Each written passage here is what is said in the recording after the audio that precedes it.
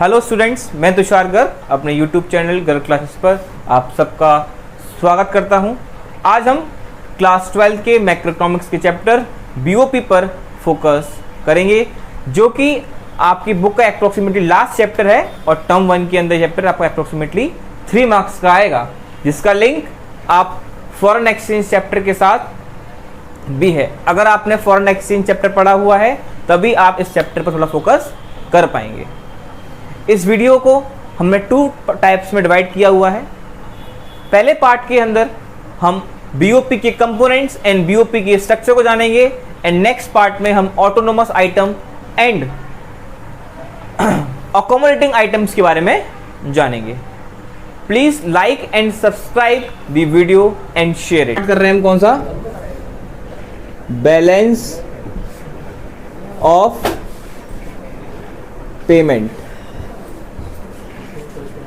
Balance of payment chapter start हो रहा है बेटा आपका, बीओपी जिसको हम बोलते हैं।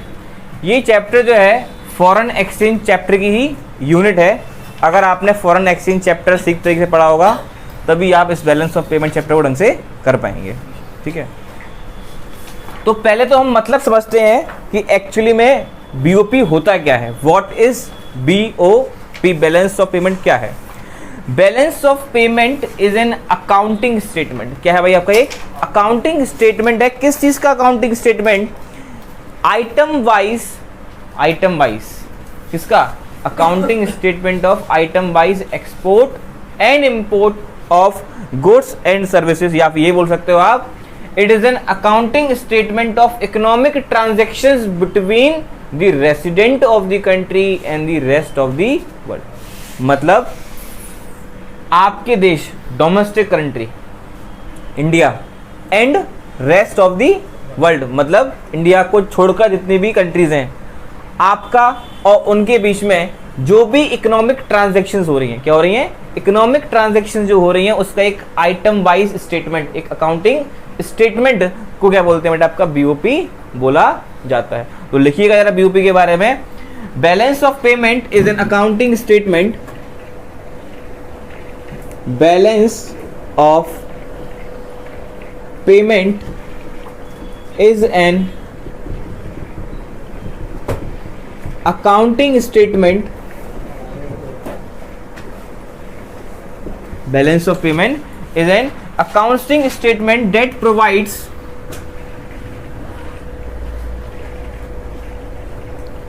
systematic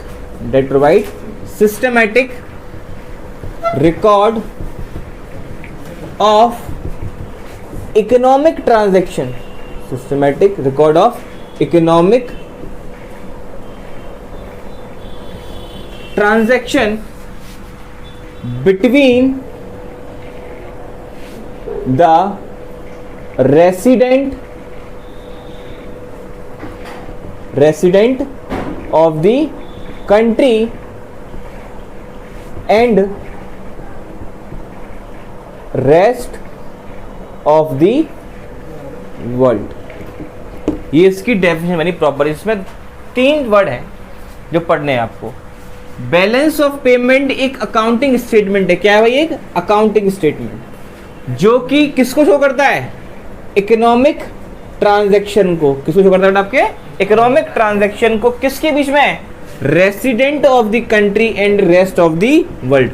मतलब आपके इंडिया, ये कौन है भाई? इंडिया आपकी रेसिडेंट ऑफ कंट्री है और रेस्ट ऑफ द वर्ल्ड के बेटा अमेरिका, जापान, कुछ भी हो सकता है। तो उनके बीच में और आपके बीच में जो भी इकोनॉमिक ट्रांजैक्शन हो रही है, इकोनॉमिक ट्रांजैक्शन का मतलब होता है कि आप कितना एक्सपोर्ट कर रहे हो, कितना इंपोर्ट कर रहे हो गुड्स एंड सर्विसेज का, कितने एसेट खरीदे गए हैं, बेचे गए हैं, कितनी आपने बोरिंग्स ली हैं, कितनी लाइबिलिटीज हुई हैं आपके बीच में और फॉरेन कंट्री के बीच में, उसका एक स्टेटमेंट, वो क्या कहलाएगा बेटा? आपका बैलेंस ऑफ पेमेंट कहलाता है। क्या कहलाएगा आपका बेटा? वो बीओपी कहलाएगा। अब इसमें आपको एक चीज देखनी है बैलेंस ऑफ पेमेंट के अंदर, कि हम बात कर रहे हैं इस शब्द की, क्या है? Economic transaction. इकोनॉमिक ट्रांजैक्शन, ये इकोनॉमिक ट्रांजैक्शन वर्ड के अंदर क्या क्या चीज आएंगी? इकोनॉमिक ट्रांजैक्शंस वर्ड के अंदर क्या क्या आने वाला है? भाई इकोनॉमिक ट्रांजैक्शन जो वर्ड है उसके अंदर आपकी 3 चीज आएंगी। कितनी चीज आएंगी आपकी? 3 चीज। कौन कौन सी भाई? सबसे पहला विजिबल आइटम्स, कौन सा है आपका? Visible item. नेक्स्ट है बेटा आपका इनविजिबल आइटम, नेक्स्ट कौन सा आपका? Invisible item. तीसरा है बेटा आपका यूनिलेटरल ट्रांसफर, तीसरा कौन सा है आपका? यूनिलेटरल ट्रांसफर बोलते हैं, ठीक। Visible item, invisible item and unilateral transfer. अब ये विजिबल आइटम क्या है भाई? विजिबल आइटम का मतलब होता है export and import of, export and imports of goods. Goods का कितना एक्सपोर्ट एंड इंपोर्ट हो रहा है आपकी कंट्री के बीच में और फॉरेन कंट्री के बीच में। इनविजिबल आइटम का मतलब होता है export and import of services. Services का कितना एक्सपोर्ट और इंपोर्ट हो रहा है आपकी कंट्री के बीच में और फॉरेन कंट्री के बीच में। यूनिलेटरल ट्रांसफर का मतलब होता है बेटा आपका वन साइडेड पेमेंट्स। क्या बोलते हैं बेटा इसको? आपका वन साइडेड पेमेंट्स या ट्रांजैक्शन बोलते हैं। वन साइडेड ट्रांजैक्शन लिख लो, वन साइडेड ट्रांजैक्शन बोलते हैं इनको। जैसे कि कैर के कौन कौन से हो सकते हैं भाई? गिफ्ट्स, डोनेशन, ठीक है, ग्रांट्स, ये सब क्या भाई आपके यूनिलेटरल ट्रांसफर है। मतलब फॉरेन कंट्री ने आपको दे दी है तो बदले आपको उसको लौटाना नहीं पड़ेगा, वन साइडेड है, ठीक है। रिटर्न में आपको कुछ उसमें आपको नहीं करना है, इसलिए क्या कराएंगे आपको? यूनिलेटरल। क्या है आपके? One sided. मान के चलिए इंडिया ने पाकिस्तान को लोन दे दिया, तो लोन नहीं कुछ डोनेशन दिया, दान दे दिया, ठीक है। तो दान देना, डोनेशन देना, वो क्या है बेटा आपका? यूनिलेटरल ट्रांसफर कराएगा, वन साइडेड ट्रांजैक्शन है ये। तो ये हो गया बेटा आपकी इकोनॉमिक ट्रांजैक्शन तीन, विजिबल आइटम, इनविजिबल आइटम और बेटा आपका कौन सा? यूनिलेटरल ट्रांसफर, ठीक। इसके अंदर एक और चीज भी आ जाती है बेटा आपकी नेक्स्ट, कैपिटल ट्रांसफर। कौन सा था आपका? कैपिटल ट्रांसफर भी इसके अंदर आता है। कैपिटल ट्रांसफर का मतलब होता है फॉरेन कंट्री के अंदर या कोई डोमेस्टिक कंट्री के अंदर, आपकी कंट्री के अंदर फॉरेन कंट्री का बंदा या कोई कंपनी एसेट को परचेस करती है। क्या करती है? एसेट्स को परचेस करती है या कोई प्रॉपर्टी परचेस करती है। मान के चलिए आप दुबई गए, दुबई में आपने कोई फ्लैट परचेस कर लिया, तो वो क्या है? वो कैपिटल ट्रांसफर। वो तीन बताएगा नहीं, वो किस में आएगा फिर? आपका कैपिटल ट्रांसफर में आएगा। या फिर मान के चलिए कोई अमेरिकन पीपल है, वो भारत के अंदर आया, उसने दिल्ली में एक फ्लैट ले लिया, भाई वो क्या है? वो भी कैपिटल ट्रांसफर है। आप उधर परचेस करें या वो इधर परचेस करे, सब किसमें आएगा? आपका कैपिटल ट्रांसफर में आएगा, असेट या फिर प्रॉपर्टी, ठीक है ये बात। इसको जरा नोट कर लें पहले आप।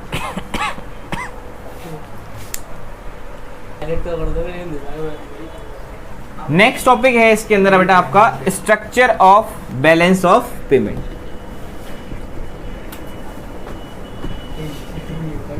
Structure of balance of payment का स्ट्रक्चर किस प्रकार से होता है? देखिए स्ट्रक्चर का कहने का मतलब क्या है? स्ट्रक्चर कहने का मतलब यह है, आपने अकाउंट्स के अंदर पड़ी हुई है बैलेंस शीट, पड़ी नहीं पड़ी है? या फिर आप बैलेंस शीट को गोली मारिए, लेजर पड़ा हुआ आपने, क्या? Ledger account. तो लेजर अकाउंट में क्या होता है? होता है डेबिट साइड और एक होता है आपका क्या? Credit side. तो उसी तरीके से बनता है बेटा ये क्या आपका बैलेंस ऑफ पेमेंट, ठीक है। क्योंकि बैलेंस ऑफ पेमेंट के अंदर डेबिट और क्रेडिट नहीं होते, लेकिन लेजर अकाउंट में क्या होता है? डेबिट और क्रेडिट आपका होता है। तो यहां पर भी उसी तरीके से क्या बनेगा बेटा? आपका स्ट्रक्चर बनेगा किसका? बैलेंस ऑफ पेमेंट का। ये बहुत ध्यान समझने गया है, क्योंकि जो एमसीक्यू बनेगा बीओपी का वो इसी में से बनेगा, इस टॉपिक में से ही आपका एमसीक्यू बनेगा, ठीक है। 2 नंबर के ये समझना है आपको। अब ये देखिए ध्यान से क्या है। देखिए बीओपी के अंदर क्या होता है? डबल एंट्री सिस्टम फॉलो होता है। क्या होता है भाई? आपका डबल एंट्री सिस्टम को फॉलो किया जाएगा, इसलिए इसके अंदर 2 साइड्स होती हैं। क्या साइड होती है आपकी? होती है आपकी इसके अंदर 2 साइड। It contains 2 side. जिस प्रकार से लेजर अकाउंट के अंदर डेबिट और क्रेडिट होता है, तो यहां पर भी क्या होता है आपका? डेबिट और क्रेडिट होगा। अब होता है क्या इधर देखिएगा जरा। पहले हम बात कर रहे हैं भाई किसके बारे में? क्रेडिट साइड के बारे में। क्या बता रहे हैं आपका? Credit side. क्रेडिट साइड के अंदर all inflows of money are recorded, all inflows of money are recorded. Inflows मतलब जितना भी फॉरेन करेंसी का पैसा आपके पास आ रहा है, मान के चलिए कोई फॉरेन टूरिस्ट आपके यहाँ पर इंडिया में टूर करने के लिए आया है, तो वो क्या लेके आएगा आपके साथ? फॉरेन करेंसी लेके आएगा ही नहीं आएगा? तो आपके पास क्या है, ये फॉरेन करेंसी का इनफ्लो आएगा, पैसा फॉरेन करेंसी का आएगा। तो जो चीज आएगी फॉरेन करेंसी आएगी बेटा, किसमें आएगी? आपके क्रेडिट साइड में आएगी। किसमें आएगी? आपके क्रेडिट साइड में। CR side will be the inflows of money are recorded. Next, debit side में क्या होगा बेटा? आपके डेबिट साइड के अंदर ऑल आउटफ्लोज, क्या भाई? आपके all outflows of money are recorded. जितना भी आउटफ्लो मतलब जितना भी आपने क्या किया होगा, फॉरेन करेंसी का पेमेंट किया होगा, कहां पर? फॉरेन कंट्री के अंदर, वो आपके किसमें आएगा? आपका आउटफ्लोज के अंदर आएगा। किसमें आएगा? आपका आउटफ्लोज के अंदर आएगा। ठीक है, अब इसमें होता है क्या है, बीओपी जो होता है बेटा आपका कितने का होता है? आपका 3 टाइप्स का होता है। कितने का होता है आपका? 3 टाइप्स ऑफ बीओपी। यहां से को समझेंगे आप, टाइप्स ऑफ 3 टाइप्स का बीओपी है। सबसे पहला बीओपी जो होता है, जिस प्रकार से बजट पढ़ाया जाता है, बजट होता है 3 प्रकार का, surplus budget, balance budget, deficit budget. उसी प्रकार से बीओपी की यही 3 टाइप होते हैं, balanced BOP, surplus BOP, next deficit. समझ आ रही है बात? बैलेंस्ड बीओपी, सरप्लस बीओपी और डेफिसिट बीओपी। अब सिचुएशन क्या होंगी भाई? बैलेंस्ड बीओपी कब होगा? बैलेंस्ड बीओपी तब होगा जब receipt of foreign exchange payment of foreign exchange की क्या होगा आपका?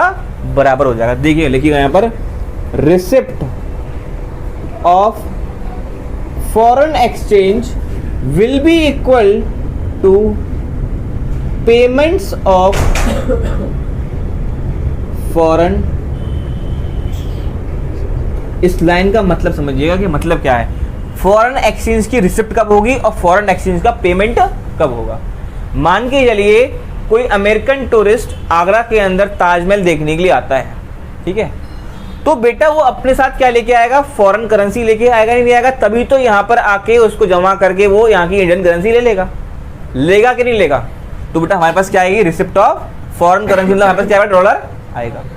मान के चलिए आगरा का ही कोई बंदा, कोई पर्सन अमेरिका गया घूमने के लिए, फॉरेन टूर के लिए, तो बेटा यहाँ से वो क्या लेके जाएगा? अपने पास से इंडियन करेंसी लेके जाएगा, वहां पर क्या कर देगा बेटा? वो डॉलर में उसको कन्वर्ट करा लेगा। तो बेटा क्या होगा? Payment of foreign exchange. या फिर आप इसको ऐसे भी बोल सकते हो इनडायरेक्टली वे में, कि यहां से वो इंडियन करेंसी को नहीं, यहां से वो इनडायरेक्टली लेके जाएगा, फॉरेन करेंसी को लेके भी जा सकता है। मतलब यहीं से वो एक्सचेंज करा लेगा उसको वहां पर जाकर। तो ऐसा हो क्या रहा है? ऐसा इसलिए हो रहा है क्योंकि जो आपके पास फॉरेन एक्सचेंज की रिसिप्ट आ रही है, उसी में से क्या किया जाता है? पेमेंट आप करते हैं। ठीक है, तो जब receipt of foreign exchange payment of foreign exchange के बराबर होगा, तब बेटा क्या होगा? बेटा आपका बैलेंस्ड बीओपी होगा। कहने का सिंपल सा अर्थ यह है कि अगर अमेरिकन पर्सन कोई ताजमहल देखने के लिए आया, उसने यहां पर आकर $1000 खर्च किए। कितने खर्च किए? $1000। और यहां से कोई इंडियन पीपल अमेरिका घूमने गया और वहां पर जाकर उसने कितने खर्च किए? 1000 पे ही खर्च कर दिए। 1000 आए, 1000 खर्च हो गए। वो क्या भी आपका बैलेंस्ड बीओपी कहलाएगा। सिंपल सी बात में समझ में आ गई बात। अब आता है सरप्लस बीओपी। सरप्लस बीओपी का मतलब होता है कि जब आपका receipt of foreign exchange, receipt of foreign exchange क्या हो? ज्यादा। किससे? Payment of foreign. कहने का मतलब यह है कि अमेरिकन टूरिस्ट भारत में आया, उसने $2000 यहाँ खर्च किए, मतलब लेके आया $2000, और जब आप अमेरिका घूमने गए तो आपने मात्र $500 ही खर्च किए। तो एक्स्ट्रा $1500 आपके पास अभी भी बचे हुए हैं वो सिचुएशन क्या कहलाएगी बेटा, आपकी सरप्लस बीओपी कहलाएगी। समझ में आ गई बात। नेक्स्ट, डेफिसिट बीओपी का मतलब होता है जब आपका रिसिप्ट ऑफ फॉरेन एक्सचेंज, क्या भाई, रिसिप्ट ऑफ फॉरेन एक्सचेंज कम हो, किससे भाई, आपके पेमेंट ऑफ फॉरेन एक्सचेंज से। मतलब कि जो अमेरिकन टूरिस्ट था वो यहाँ पर आकर $1000 खर्च करके गया, लेकिन जब आप कहाँ पे गए, अमेरिका गए, तो वहाँ पर जाके मात्र आपने कितने रुपए खर्च किए, 2000 खर्च कर दिए। कितने खर्च कर दिए आपने, 2000 एक्स्ट्रा खर्च किए, जितने आए नहीं उससे ज़्यादा आपने वहाँ पर क्या कर दिए, खर्च कर दिए। उस सिचुएशन को क्या बोलते हैं बेटा, आपका डेफिसिट बीओपी बोलेंगे। क्या बोलेंगे इसको, डेफिसिट बीओपी। ये तो आपने समझ लिया किसमें, लैंग्वेज के माध्यम से। अगर मैं इसको डेबिट और क्रेडिट के माध्यम से समझाऊं तो कैसे होगा बेटा, यहाँ पे लिखा हुआ क्रेडिट का मतलब क्या है, ऑल इनफ्लोज। इनफ्लोज का मतलब क्या होता है, रिसिप्ट। ऑल आउटफ्लोज का मतलब क्या होता है आपका, पेमेंट्स। ठीक है, तो डेबिट क्रेडिट के अगर माध्यम समझें तो यहां पर क्या होगा, आपकी सीआर साइड डीआर साइड के क्या होगी भाई, आपकी बराबर। मतलब जितना रिसिप्ट, जितना इनफ्लो हुआ है उतना ही क्या हुआ आपका डीआर, मतलब पेमेंट ऑफ फॉरेन करेंसी हुआ है। यहां पर क्या होगा भाई, यहां पर आपकी सीआर साइड ज्यादा हुई, किससे, डीआर साइड से। क्यों, क्योंकि बेटा आपके पास इनफ्लो मतलब रिसिप्ट क्या हुआ बेटा, ज्यादा हुई फॉरेन करेंसी। फॉरेन करेंसी किसमें आएगा आपका, रिसिप्ट साइड में। किसमें आएगा आपका, रिसिप्ट में आएगा। रिसिप्ट बेटा किसमें आती है बेटा, आपकी इनफ्लो में आएगी। किसमें आएगी बेटा, आपकी इनफ्लो। और बेटा इनफ्लो किसमें आएगा बेटा, आपका सीआर साइड में आपका। इसका एग्जांपल लीजिए भाई, मान के चलिए कोई फॉरेन टूरिस्ट भारत के अंदर आया और यहां से वो कोई गुड इंपोर्ट और एक्सपोर्ट करके ले गया, खरीद के ले गया, वो आपने माल उधर बेच दिया। तो बेटा जो पेमेंट आपके पास आएगा, जो रिसिप्ट आपके पास होगी, वो किसकी होगी, फॉरेन करेंसी की होगी। इनफ्लो पैसा आपके पास आएगा फॉरेन करेंसी का, वो किस में आएगा बेटा, सीआर साइड में आएगा। गुड्स बेचे हैं वो तो क्या है, विजिबल आइटम है। विजिबल आइटम किस अकाउंट में आता है, करंट में, कैपिटल में, करंट में। गुड्स बेचने पर इनफ्लो होगा, आउटफ्लो होगा, इनफ्लो होगा। इनफ्लो किस में आएगा बेटा, सीआर साइड में। अगर आंसर क्या है इसका, करंट अकाउंट के सीआर साइड में आपका आएगा। ठीक है, नेक्स्ट। अब इसमें आप ये भी लिख सकते हैं कि अगर आप, या यहीं पे हम लिखें कि गुड्स एंड सर्विसेज भी लिख सकते हो आप। क्या लिख सकते हो, गुड्स एंड सर्विसेज, दोनों के अंदर ही कंडीशन यही रहेगी। दोनों के अंदर कंडीशन यही है, क्योंकि गुड्स एंड सर्विसेज दोनों ही किसमें आती है बेटा, आपके करंट अकाउंट के अंदर आती है। ठीक है, अब नेक्स्ट आता है थर्ड कंडीशन, क्या है, यूनिलेटरल ट्रांसफर की। बेटा यूनिलेटरल ट्रांसफर बोलते हैं किसको हम, वन साइडेड पेमेंट को। नेपाल में करेंसी अलग चलती है ना। अब नेपाल में अभी कुछ समय पहले बाढ़ भूकंप बहुत भयंकर तरीके से आया था, जिसके अंदर हुआ क्या था कि हमारी इंडियन गवर्नमेंट ने उनको कुछ डोनेशन दिया था। तो जब हमने उसको डोनेशन दिया कि हमने अपनी करेंसी में दिया, उस करेंसी में देंगे, उसकी करेंसी में देंगे। ठीक है, तो उसके पास क्या होगा बेटा, पैसा पहुंचेगा। हम क्या कर रहे हैं, पेमेंट कर रहे हैं। क्या कर रहे हैं, इसको हम पेमेंट कर रहे हैं। बेटा पेमेंट करना किस साइड में आएगा, डेबिट में, क्रेडिट में, डेबिट में। तो भैया पेमेंट जब आप करेंगे किसका, किसी भी डोनेशन वगैरह का, या फिर कोई भी ठीक है, डोनेशन का बेटा पेमेंट किया, पेमेंट किया तो बेटा किस साइड में आएगा, डेबिट साइड में आएगा। अमेरिका ने हमें कुछ दान किया इंडिया को, तो बेटा हमारे बेटा फॉरेन करेंसी आएगी, इनफ्लो होगा। क्या होगा भाई, इनफ्लो। तो भैया रिसिप्ट होगा। क्यों होगा आपके बेटा, रिसिप्ट, इनफ्लो होगा। बेटा इनफ्लो किस में आता है बेटा, आपका सीआर साइड में आता है। किस में आएगा आपका, सीआर साइड में आएगा। और किस अकाउंट में आएगा, करंट की कैपिटल, करंट। तो आपको ये बात याद रखनी है कि तीन चीज करंट अकाउंट में आती हैं, export and import of goods, export and import of services and unilateral transfer. ये तीन चीज आपके करंट अकाउंट में आती हैं। अगर इनके द्वारा आपको फॉरेन करेंसी का इनफ्लो हुआ है, पैसा आया है, तो वो सीआर साइड में आएगा। अगर इनके लिए आउटफ्लो हुआ है फॉरेन करेंसी का, तो वो डीआर साइड में आएगा। ठीक है, ये आप करंट अकाउंट समझ लीजिए। इसके बाद हम इसमें कैपिटल अकाउंट को समझिए।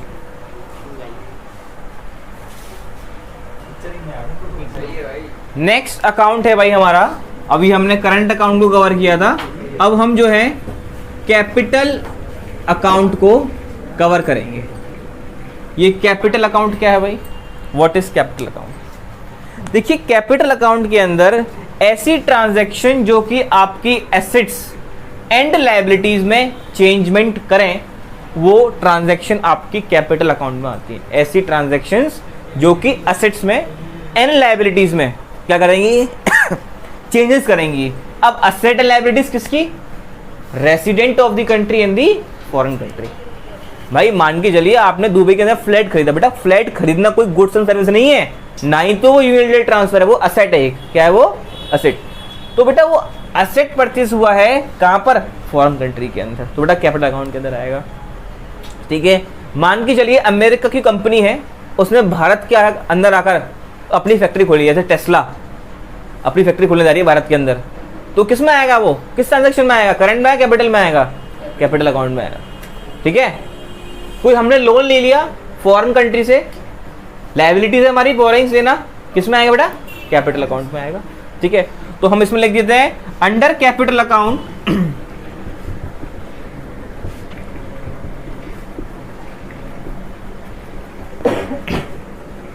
those transactions are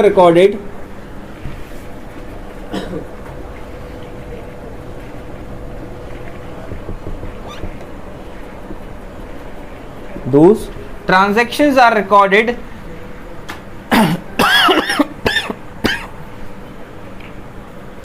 which cause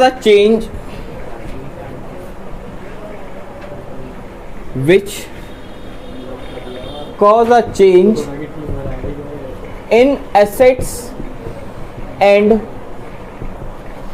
liabilities of government of the country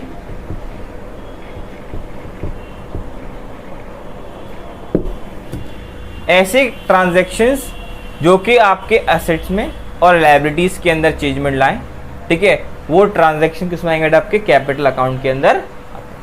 अब इसके कंपोनेंट क्या है भाई? कौन कौन सी चीज इसके अंदर आएंगी भाई? Components of capital.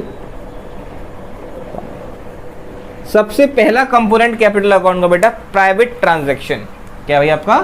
Private transaction. ये प्राइवेट ट्रांजैक्शन क्या है भाई? भाई प्राइवेट ट्रांजैक्शन का मतलब होता है कि जब आप प्राइवेट सेक्टर से लोन लें या उसको लोन दें।